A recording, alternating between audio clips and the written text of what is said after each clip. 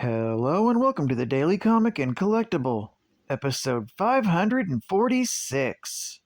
Now today, the collectible of the day is the Hasbro Toys, Kenner Line, Star Wars Collection, Power of the Force, Ponda Boba with removable arm, 1/6 scale action figure.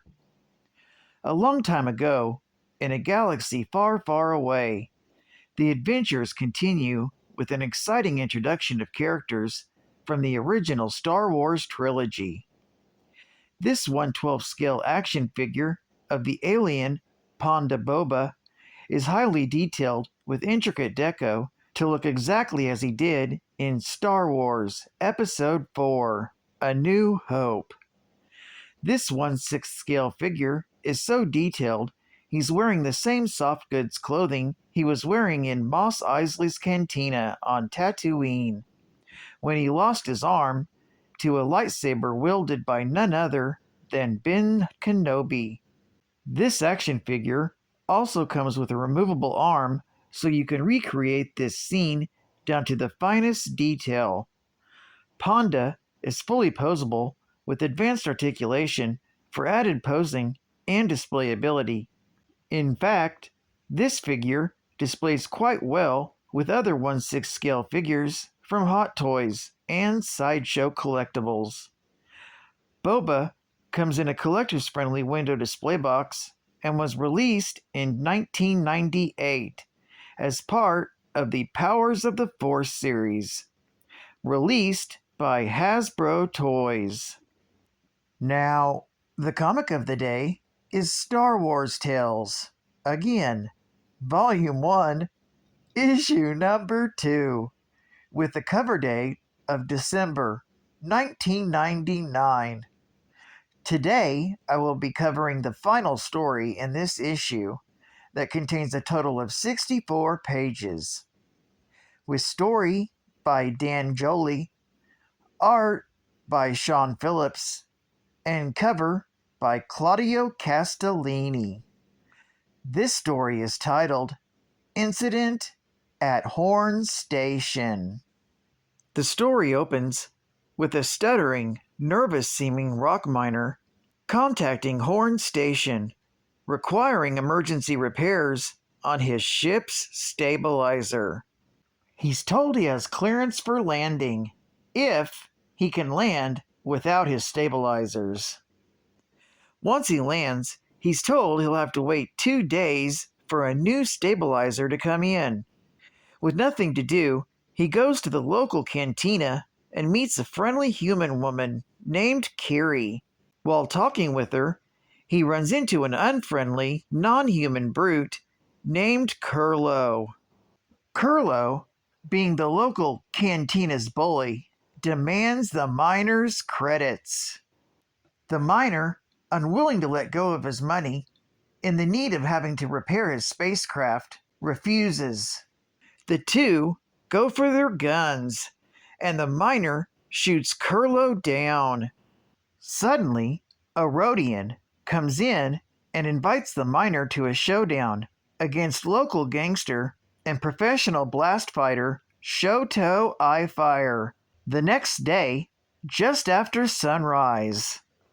Early that next day, the miner goes to Shoto's fortress and enters the arena, but is confronted with 2 men on high platforms carrying rifles.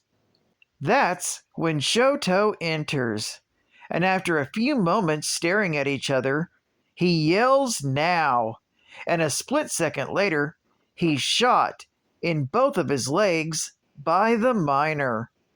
The miner then takes out his lightsaber and injures the 2 riflemen. He then throws stun grenades around to keep the audience busy. He plants a detonator and leaves, destroying Shoto's fortress. The next day, as the miner, Jedi, dressed in full robes, prepares to leave, Kiri asks for his name. He says he'll tell her the next time he sees her, and leaves. Geek fact: Horn Station was a backwater world in the Lahara sector of the Outer Rim territories.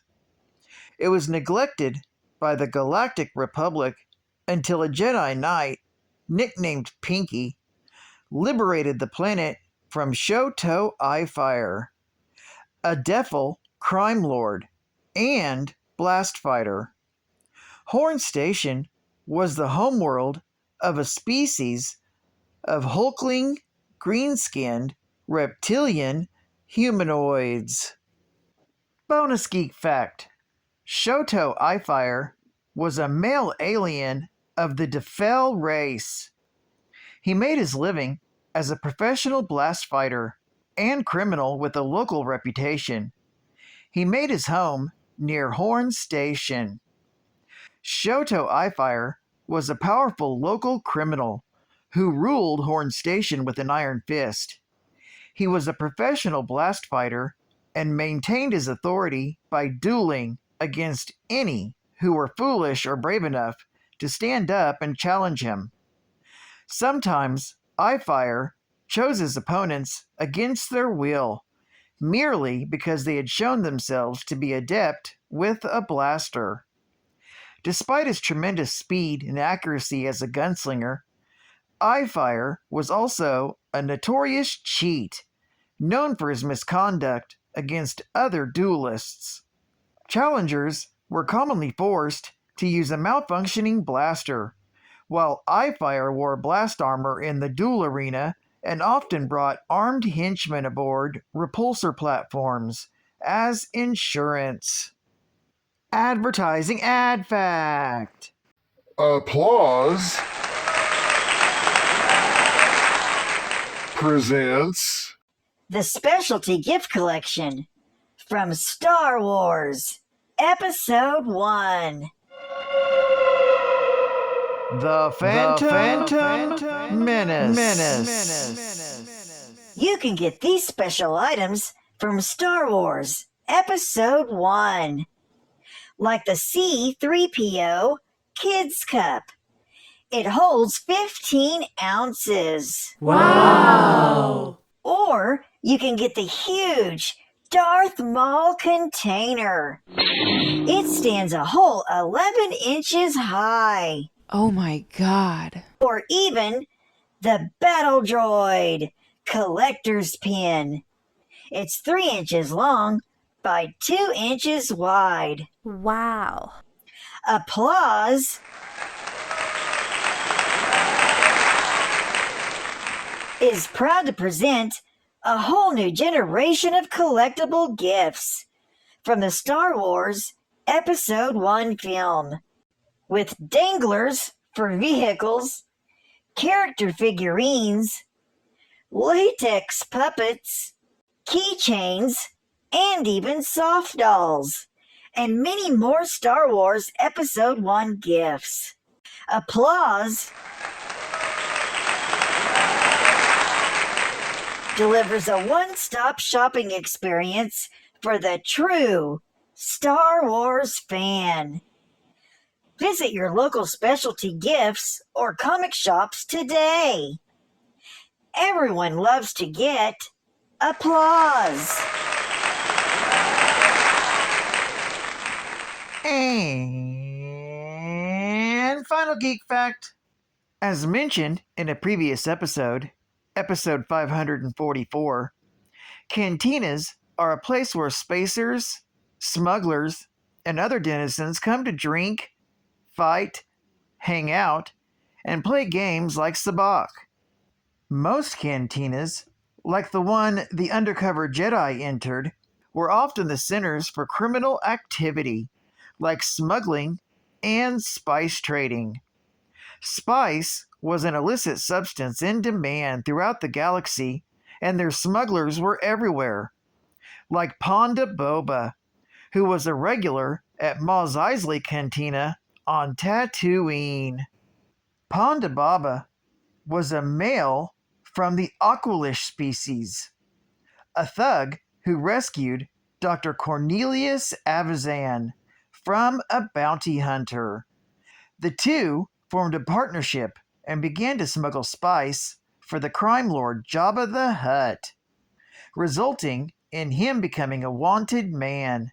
Shortly before the Battle of Yavin, he was a patron in Chalmun's spaceport cantina on the planet Tatooine, where he instigated an argument with Luke Skywalker while bored and drunk. Evazan claimed that Boba did not like Skywalker and began to threaten the youth, leading to a brief confrontation with Obi-Wan Kenobi, who, after failing to calm tensions with the pirates, used his lightsaber to sever Boba's right arm. Kenobi, who was secretly one of the last remaining Jedi Masters of the nearly extinct Jedi Order, wounded Evazan with a slash across the torso when the pair drew their blaster pistols on the old man. Evazan later tried to reattach Boba's arm using his medical training, but ended up nearly killing the Aqualash in the process when the procedure failed. Well, I'd like to thank you for joining me for another Daily Comic and Collectible, and I hope to see you again Monday. This is Cat Fan Comics Man, and I'll catch you on the flip. Over and out.